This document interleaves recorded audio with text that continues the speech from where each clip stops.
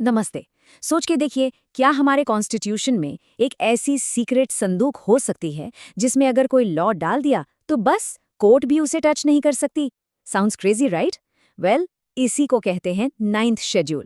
तो आज हम इस सुरक्षा कवच की पूरी कहानी को डीकोड करने वाले हैं। ये आखिर बना क्यों, और क्या क्या ये आज भी इतना ही पावरफुल है? चलिए देखते हैं। So the question is simple. क्या सच में कॉन्स्टिट्यूशन में एक ऐसी लिस्ट है जो लॉज को गेट दिस फंडामेंटल राइट से भी बचा सकती है? सुनने में थोड़ा अजीब लगता है ना? ऐसा लगता है कि ये तो डेमोक्रेसी के प्रिंसिपल्स के ही अगेंस्ट हैं। पर इसके पीछे एक बहुत बहुत बड़ी वजह थी, और इस सवाल का जवाब वही है 9th शेड्यूल की पूरी स्टोरी। ओके, तो इस सुरक्षा कवच को ठीक से समझने के लिए ना हमें थोड़ा पीछे जाना पड़ेगा, लाइक टाइम ट्रैवल करके सीधा इंडिपेंडेंस के टाइम पे, क्योंकि 9th शेड्यूल की जो नींव है उसकी ज़रूरत वो उस वक्त की सबसे बड़ी प्रॉब्लम यानी लैंड रिफॉर्म से जुड़ी हुई थी। तो जब हम आज़ाद हुए, देश की ज़मीन का एक बहुत बड़ा हिस्सा ना ब्रिटिश मेड ज़मींदारी सिस्टम के अंडर था। अब ये सिस्टम था क्या? बेसिकली ज़मींदार्स थे जो किसान और सरकार के बीच मिडलमैन का काम करते थे। सोच के देखिए, मेहनत किसान कर रहा है दिन रात, लेकिन ज़मीन का असली मालिकाना हक ज़मींदार के पास है। किसान लिटरली अपनी ही ज़मीन पर एक टेनेंट जैसा बनकर रह गया था। यहाँ देखिए, बिल्कुल दो अलग तस्वीरें हैं। एक तरफ जमींदारी सिस्टम का सच, जहाँ किसान के पास न जमीन थी, जबरदस्ती काम, बेगारी करवाई जाती थी और बस गरीबी ही गरीबी। और दूसरी तरफ था आज़ाद भारत का सपना, एक ऐसा सपना जहाँ खेत जोतने वाले को जमीन का हक मिले, ये एक्सप्लॉयटेशन खत्म हो और सोशल एंड इकोनॉमिक इक्वालिटी यानी सामाजिक न्याय हासिल हो। तो आज़ादी के बाद गोल बिल्कुल क्लियर था, ज़रूरत भी सामने थी। फिर ये लैंड रिफॉर्म्स आगे क्यों नहीं बढ़ पाए? आखिर इन पर ब्रेक लगाया किसने? बस यहीं से कहानी में आता है एक मेजर ट्विस्ट। हुआ ये कि जब बिहार, यूपी और एमपी जैसी स्टेट्स ने जमींदारी अबॉलिशन एक्ट्स पास किए, तो जमींदारों ने क्या किया? उन्होंने इन लॉज को सीधा कोर्ट में चैलेंज कर दिया। उनका आर्ग्यूमेंट सिंपल था, ये कानून हमारे फंडामेंटल राइट टू प्रॉपर्टी को वायलेट करते हैं। और हुआ भी वही। Kameshwar Singh versus state of Bihar जैसे केसेस में कोर्ट्स ने इन रिफॉर्म्स वाले लॉज को अनकॉन्स्टिट्यूशनल कहकर रद्द कर दिया। अब सोचिए, देश एक अजीब डेडलॉक में फंस गया था। एक तरफ पार्लियामेंट थी जो सोशल जस्टिस लाना चाहती थी, और दूसरी तरफ सुप्रीम कोर्ट जो फंडामेंटल राइट्स को प्रोटेक्ट कर रही थी। और इसी डेडलॉक को तोड़ने के लिए उस समय की गवर्नमेंट ने एक बहुत ही डिसाइसिव स्टेप लिया, और यहीं इसी जरूरत से जन्म हुआ हमारे सुरक्षा कवच का, यानी 9th शेड्यूल। तो इस प्रॉब्लम को सॉल्व करने के लिए 1951 में आया कॉन्स्टिट्यूशन का पहला amendment, the first amendment act. इसमें बेसिकली 3 बड़े काम हुए। पहला, एक नया आर्टिकल 31A ऐड किया गया ताकि एस्टेट्स के एक्विजिशन से जुड़े लॉज को बचाया जा सके। और फिर दूसरा और सबसे इम्पोर्टेंट स्टेप, एक नया आर्टिकल 31B बनाया गया और उसके साथ जोड़ी गई एक स्पेशल लिस्ट जिसे हम कहते हैं द 9th शेड्यूल। और यही आर्टिकल 31B है 9th शेड्यूल की असली पावर। यह बिल्कुल साफ साफ कहता है कि इस लिस्ट में डाला गया कोई भी लॉ इस बेसिस पर वॉइड यानी रद्द नहीं किया जा सकता कि वो फंडामेंटल राइट्स के अगेंस्ट है। समझ रहे हैं? ये एक तरह से लॉज के लिए एक कंप्लीट इम्यूनिटी सर्टिफिकेट था। यही है वो सुरक्षा कवच जिसके बारे में हम शुरू से बात कर रहे हैं। लेकिन शुरू में इसका स्कोप बहुत लिमिटेड था, बहुत स्पेसिफिक। इस लिस्ट में स्टार्टिंग में सिर्फ 13 लॉज डाले गए, और ये सारे के सारे लैंड रिफॉर्म से ही रिलेटेड थे, मतलब जिनकी वजह से ये सारा इशू शुरू हुआ था। ओरिजिनल पर्पस बिल्कुल फोकस था, बस जमीनी सुधारों को कोर्ट चैलेंजेस से प्रोटेक्ट करना। लेकिन जो लिस्ट 13 लॉज से शुरू हुई थी, आज उसमें 284 लॉज हैं, 284। और इसमें अब सिर्फ लैंड रिफॉर्म्स नहीं, रिजर्वेशन से लेकर टैक्स, इंडस्ट्रीज, हर तरह के कानून शामिल हैं। तो ये क्लियर हो गया कि जिसका मकसद एक स्पेसिफिक प्रॉब्लम सॉल्व करना था, अब उसका यूज कहीं और भी होने लगा था, और नेचुरली इससे जुडिशरी की चिंता बढ़नी ही थी।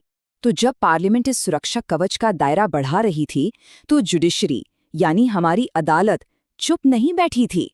अब कहानी में एक और बड़ा टर्निंग पॉइंट आता है। जुडिशरी ने पार्लियामेंट की इस पावर को चेक करने के लिए एक नया प्रिंसिपल, एक नया सिद्धांत डेवलप किया, ये जो टाइम था ये पार्लियामेंट और जुडिशरी के बीच एक टग ऑफ वॉर जैसा था।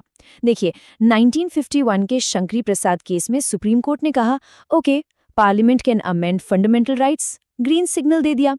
फिर 1967 में गोलकनाथ केस में कोर्ट ने एकदम यू टर्न ले लिया, कहा नूप, फंडामेंटल राइट्स ट्रांसेंडेंटल हैं, पार्लियामेंट उन्हें छू भी नहीं सकती। और फिर इस पूरी कश्मकश का ऐतिहासिक सॉल्यूशन निकला 1973 के केशवानंदा भारती केस में।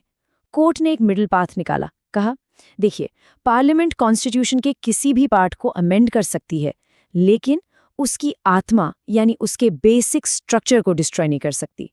तो ये बेसिक स्ट्रक्चर डॉक्ट्रिन आखिर है क्या? ये एक जुडिशियल प्रिंसिपल है।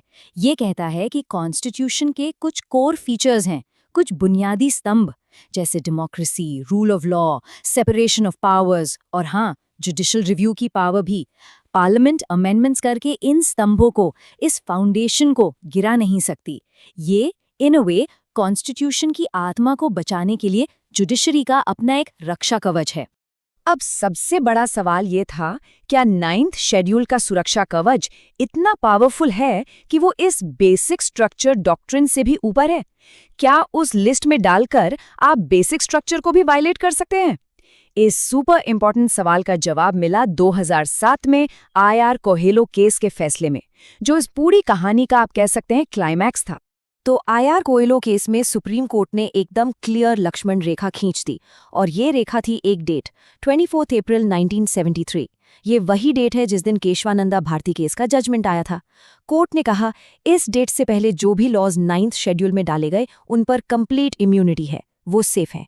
लेकिन इस डेट के बाद डाला गया हर लॉ जुडिशियल रिव्यू के दायरे में आएगा, उसका बेसिक स्ट्रक्चर टेस्ट होगा, और अगर वो लॉ कॉन्स्टिट्यूशन की बुनियाद को ही हिलाता है तो कोर्ट उसे स्ट्राइक डाउन कर सकती है, भले ही वो 9th शेड्यूल में क्यों ना हो। बेसिकली इस फैसले ने उस सुरक्षा कवच में जुडिशियल रिव्यू का एक दरवाजा खोल दिया। ऑल राइट, तो आई होप यहाँ तक सब क्लियर है। चलिए अब फटाफट एग्जाम मोड ऑन करते हैं और इस पूरे टॉपिक के 5 सबसे ज़रूरी पॉइंट्स को क्विकली रिवाइज करते हैं। ये पॉइंट्स आपको बिल्कुल याद रखने हैं। पहला पॉइंट, इसे ऐड किया गया फर्स्ट कॉन्स्टिट्यूशनल अमेंडमेंट एक्ट 1951 से। सेकंड, इससे जुड़ा हुआ की आर्टिकल है आर्टिकल 31B। थर्ड, इसका ओरिजिनल पर्पस क्या था? लैंड रिफॉर्म लॉज को जुडिशियल रिव्यू से प्रोटेक्ट करना। फोर्थ, द मैजिक डेट, बिल्कुल 24 अप्रैल 1973 यानी केशवानंदा भारती जजमेंट का दिन। एंड फिफ्थ, फाइनल टेस्ट क्या है? इस डेट के बाद डाले गए लॉज को बेसिक स्ट्रक्चर के ग्राउंड पर रिव्यू किया जा सकता है। ये डिसाइड हुआ IR कोहेलो केस 2007 में। और हाँ, इस इंपॉर्टेंट डेट को याद रखने के लिए एक सिंपल सी मेमोरी ट्रिक है। बस इतना याद रखिए, 24 अप्रैल 1973 से 9th शेड्यूल के लॉज पर बेसिक चेक शुरू हुआ। सिंपल। चलिए अब नॉलेज चेक करते हैं। पहला MCQ, किस अमेंडमेंट से शेड्यूल 9 को कॉन्स्टिट्यूशन में जोड़ा गया था? ऑप्शंस हैं A first amendment, B 24th, C 42nd या D 44th अमेंडमेंट एक्ट। सोच लीजिए।